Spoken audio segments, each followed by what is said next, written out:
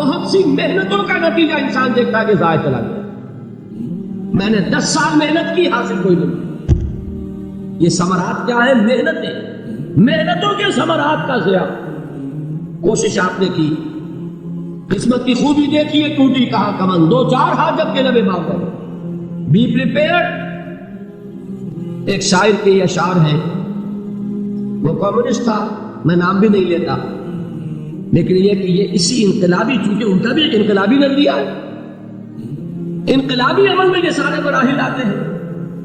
کوئی set back آیا فرض کیجئے، کوئی ناکامی ہو گئی، تو اپنے ساتھیوں کو دل بندھانے کے لیے یہ فصل امیدوں کی ہمدم اس بار بھی غارت جائے گی، سب محنت صبح و شاموں کی اب کے بھی اکارت جائے گی.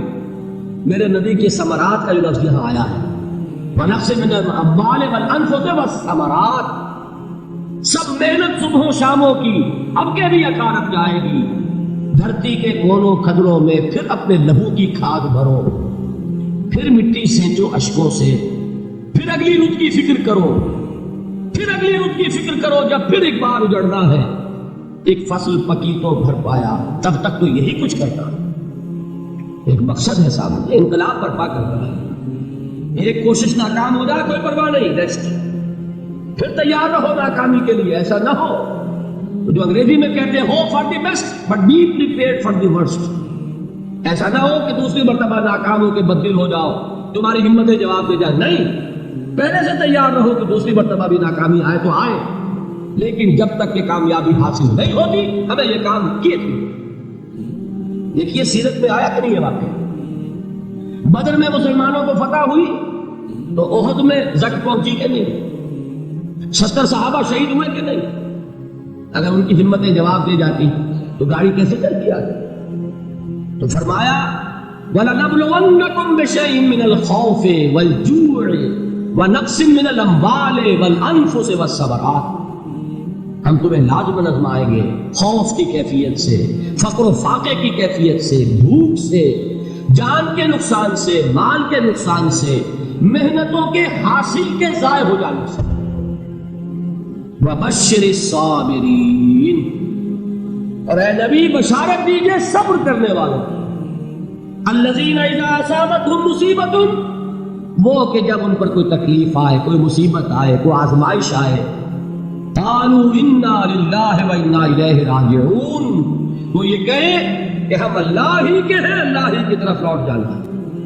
یہ وہی انداز ہے جو میں نے فارسی کا شعر سنایا تھا آپ کو کہ سر تسلیم خم ہے جو مزاج یار، وہ ہمارا مولا ہے، ہمارا آقا. اگر اسے یہی منظور ہے تو ہمیں بھی یہی منظور. میں نے تسلیم و رضا کی بات کی تھی نا، آپ کو کچھ شعر سنائے تھے. ایک شعر اور سنیے، اور یہ کس کا ہے؟ محمد علی جوہر کا. ایک مرتبہ جیل گئے، ان کی ایک بیٹی جوان بیمار ہوئی، فوت ہو گئی.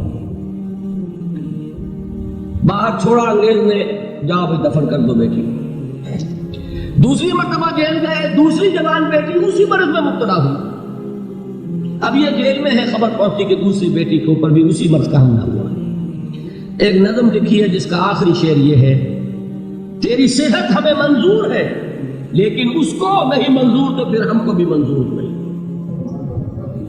یہ ہے، جب تک یہ کیفیت نہ ہو اس میدان میں آدمی ثابت قدم نہیں رہ سکتا کہ میرے رب کو اگر یہ منظور ہے تو یہی مجھے منظور ہے.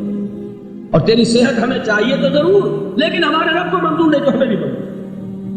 راضی برضائے رب. وبشر الصابرین الذین اذا اصابتهم مصیبۃ قالوا انا للہ و انا الیہ راجعون. نہ شود نصیب دشمن کی شود ہلاک تیغت، سر دوستہ سلامت کے تو خنجر آزما. اولئک علیہم صلوات من ربہم ورحمہ، یہی ہے وہ لوگ جن پر ان کے رب کی طرف سے عنایتیں ہیں اور رحمتیں ہیں. وَأُولَٰئِكَ هُمُ الْمُهْتَدُونَ، اور یہی ہے وہ لوگ جو کامیاب ہونے والے ہیں، ہدایت پانے والے، ہدایت یافتہ. اسی سورہ بقرہ میں ذرا آگے چل کر، یہ تو ہے 20واں رکوع، 19واں رکوع، 21ویں رکوع کی پہلی آیت ہے: لَيْسَ الْبِرُّ أَن تُوَلُّوا وُجُوهَكُمْ قِبَلَ الْمَشْرِقِ وَالْمَغْرِبِ ولكن البر من آمن بالله واليوم الآخر والملائكة والكتاب والنبيين وآتى المال على حبه ذوي القربى واليتامى والمساكين وابن السبيل والسائلين وفي الرقاب وأقام الصلاة وآتى الزكاة والموفون بعهدهم إذا عاهدوا والصابرين في البأساء والضراء وحين البأس. اب یہ آیت جو ہے سورۃ العصر میں جو مضامین آیت ہے سارے اس میں موجود ہیں. وہاں ایمان کا لفظ آیا, یہاں 5 ایمانیات کی تفصیل آ گئی, اعمال کی تفصیل آئی, اور آخری بات وہاں کیا ہے وتواصوا بالصبر, اور یہاں کیا ہے والصابرین فی البأساء والضراء وحین البأس, اور صبر کرنے والے. اصل نیکی ان کی ہے جو صبر کریں کس میں, جنگ کے وقت, ذرائے, باسائے, باسا کہتے ہیں فقر اور فاقہ, واحد آئے گا باس تو اس کے معنی جنگ, اور باسا جمع میں آئے گا تو فاقہ فقر بھوک, اور ذرائے جسمانی تکلیف ضرر, جسمانی تکلیفوں میں صبر کرنے والے, فقر اور فاقے میں صبر کرنے والے, اور جنگ کے وقت صبر کرنے والے.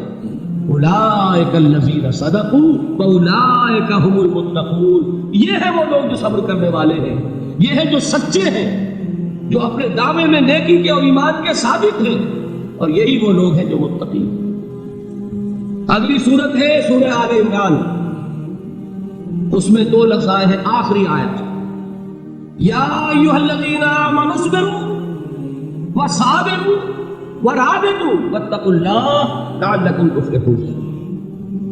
دیکھیے یہاں صبر اور صابر جو تعلق جہاد اور جہاد کا ہے وہی ہے صبر اور مصابرت. صبر ایک طرفہ عمل ہے, آپ جھیل رہے ہیں, برداشت کر رہے ہیں, صبر علی المعصیہ, صبر علی الطاعہ, صبر علی الابتلاء, یہ سب کیا ہے صبر. اور مصابرت کیا ہے صبر کا, صبر سے مقابلہ.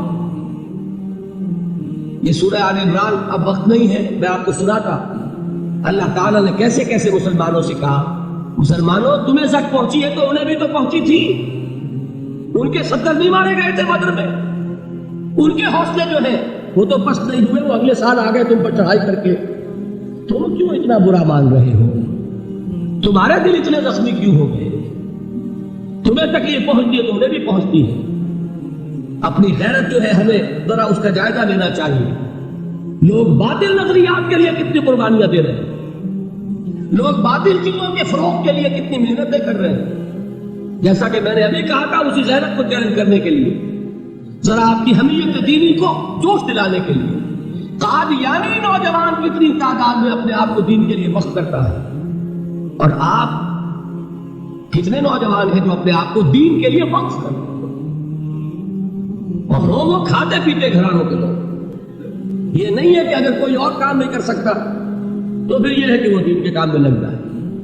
باصلاحیت لوگ, کھاتے پیتے لوگ, ذہنی استعداد رکھنے والے لوگ, اونچے گھرانوں کے لوگ, وہ وقت کریں اپنے آپ کو دین کے لیے.